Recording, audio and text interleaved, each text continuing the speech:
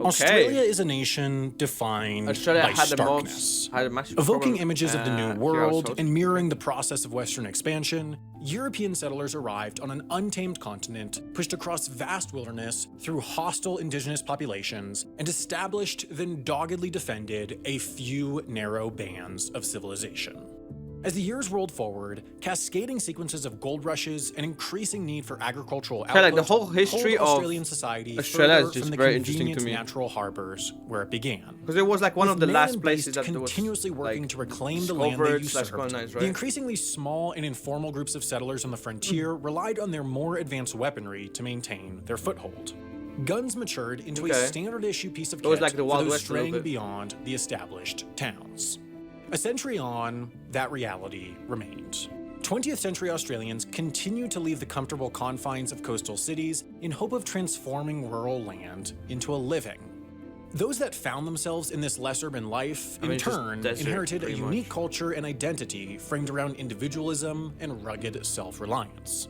These individuals were proud of their lifestyle, providing for their families and nation through what they helped pull from the earth.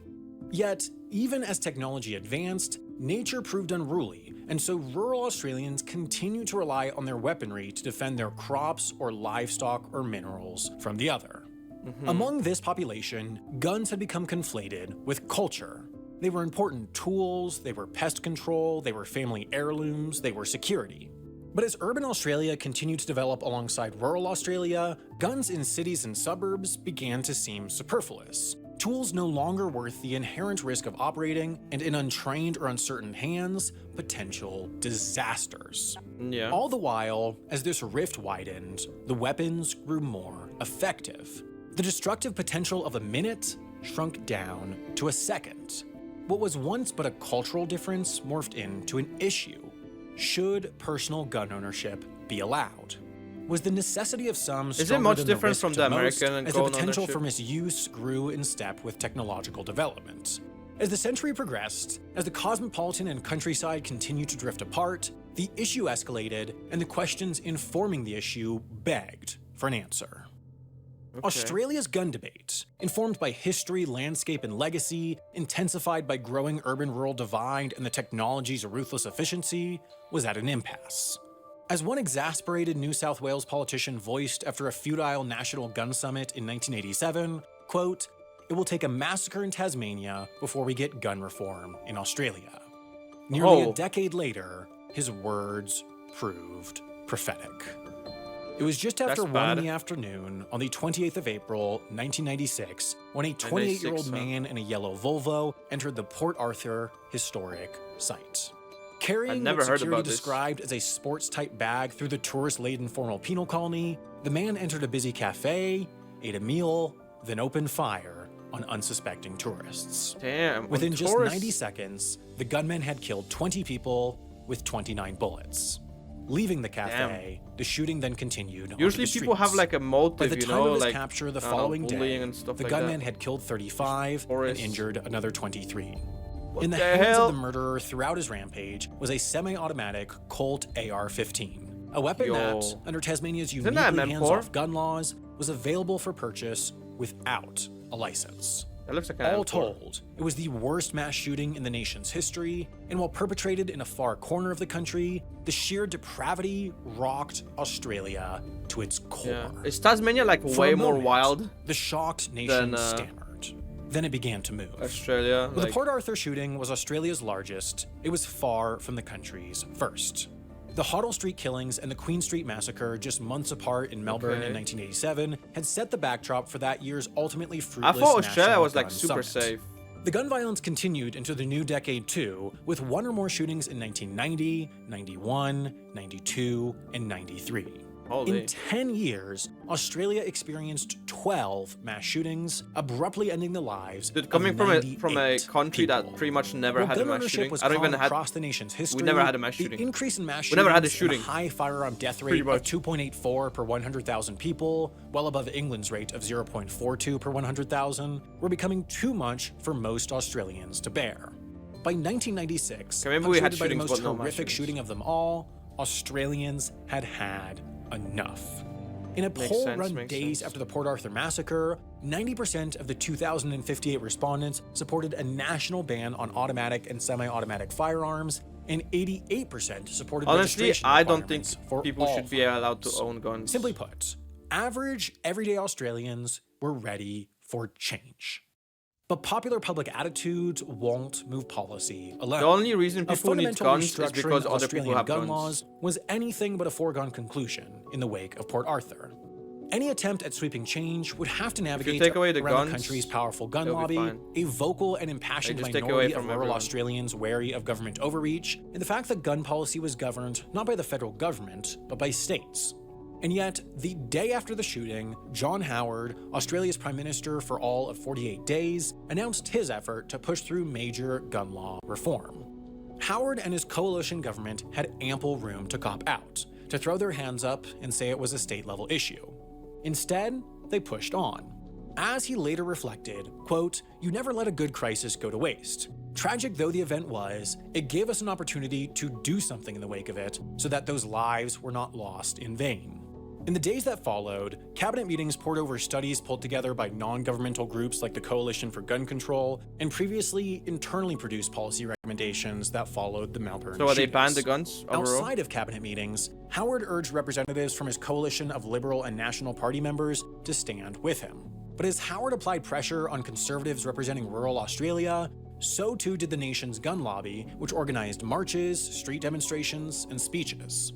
Ultimately, the lobby's mobilization proved detrimental to its own cause, as arguments made in media that 99.9% of gun owners abide by the law, for example, gave way to high-profile figures like the vice president of the Firearm Owners Association threatening Also, bloodshed you can if get guns stricter way too regulations easily. went Like through. in In America, less than a week after the Port no Arthur psyche massacre, check, the like, political bro. determination emanating from Parliament had resulted in a cabinet agreement on a prohibition on automatic rifles, semi-automatic rifles, and pump-action shotguns, the I'm creation comparing of it to a America, national bro. firearm registration system, and a Probably the same compensation enough. fund for a gun buyback program. Thingy. 4 days later, on May 10th, the Prime Minister hosted the police ministers from all states and territories to present the 10-point plan that soon informed the nation's first set of universal gun laws, what would be known as the National Firearms Agreement.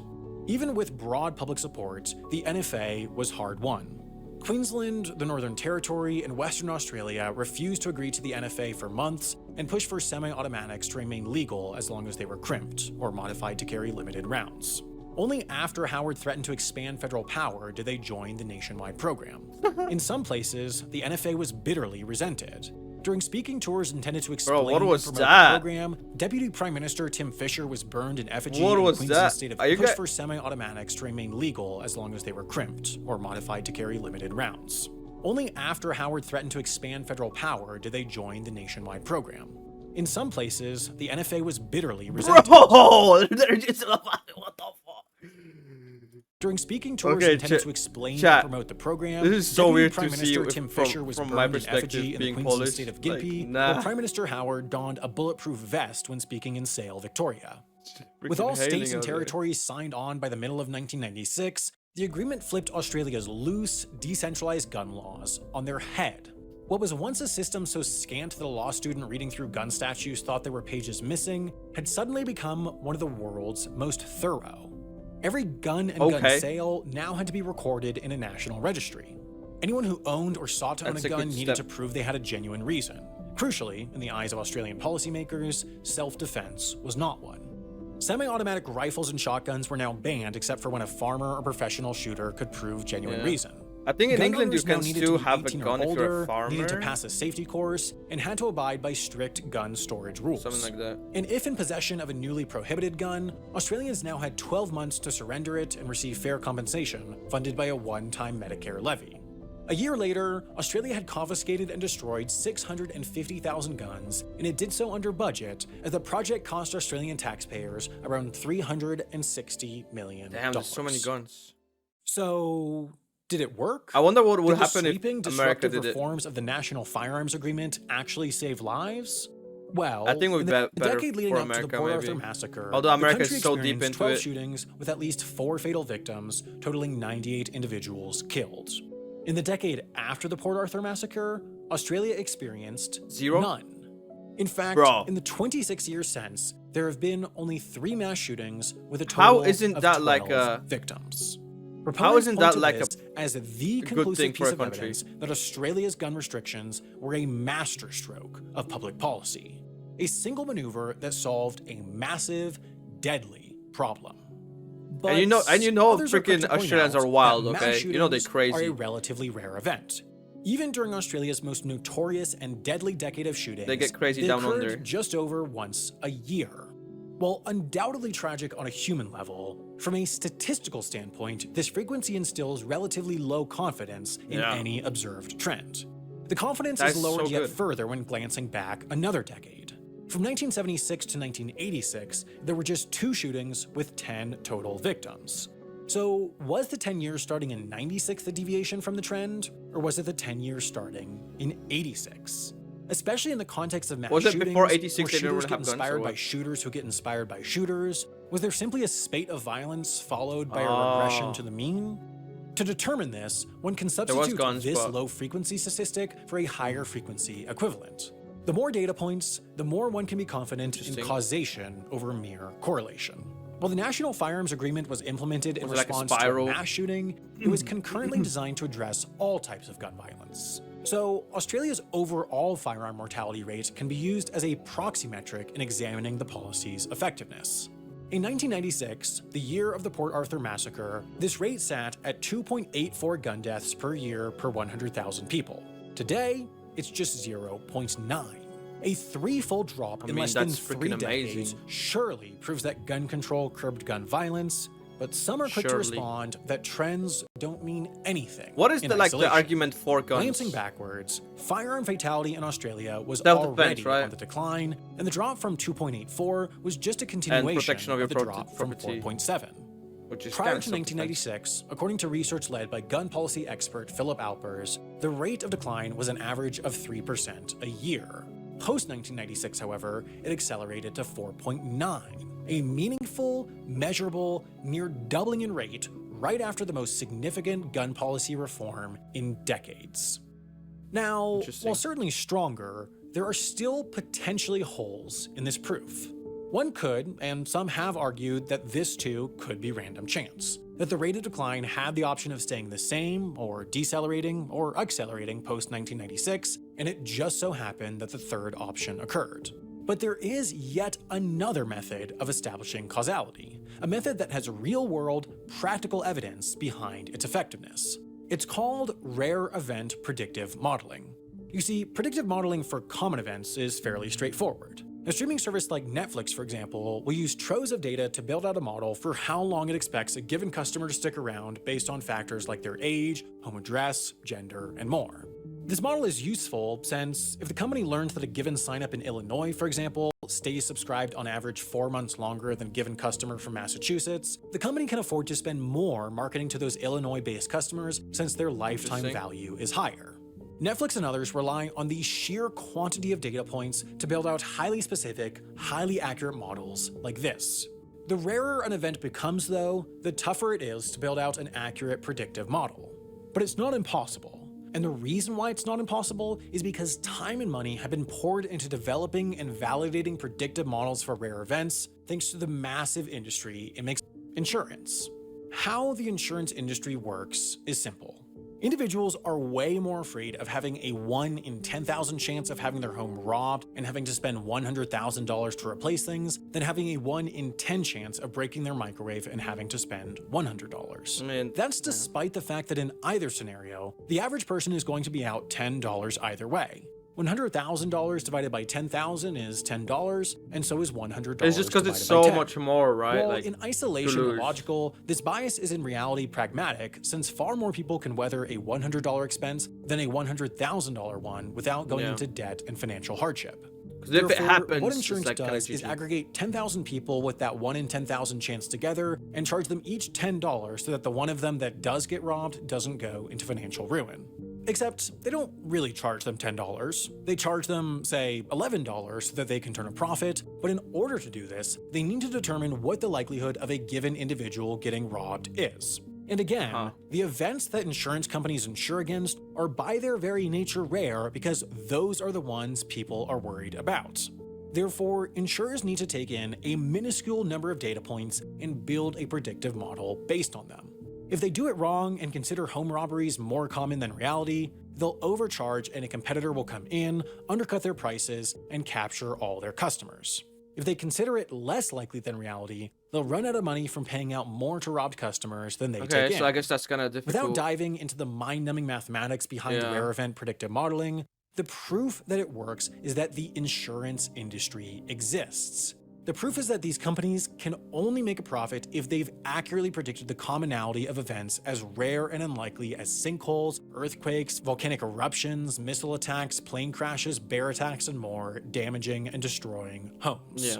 The same rare event predictive modeling techniques were applied in research led by Simon Chapman of the University of Sydney's School of Public Health. He and his co-researchers There's always like a looked at the data mathematical on solution to Australian everything, shootings in the same way an insurer would, and built a rare events predictive model that indicated between 1996 and 2018, when the study was conducted, there should have been 16.3 mass shootings in the country, with a minimum of 65 fatal victims. In reality, there were just 2. Building on that baseline, the researchers were able to calculate the likelihood that this trend could be explained simply by random chance, that the rarity of mass shootings meant that their 22-year absence was merely a data anomaly.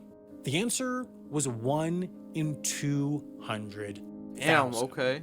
That's to say, there's a chance that the absence in mass shootings in Australia post-1986 was caused by the natural ebb and flow in their occurrence, but that chance is 1 in 200,000. It could be just random, right? Meanwhile, there's a 199,999 in 200,000 chance that something other than random chance is behind the trend. Something like the implementation of the most significant gun control measures in the country's history. I mean, it's sure One can't ever outright 100% prove a link between 2 separate occurrences in the real world. This is why people say that correlation does not imply causation.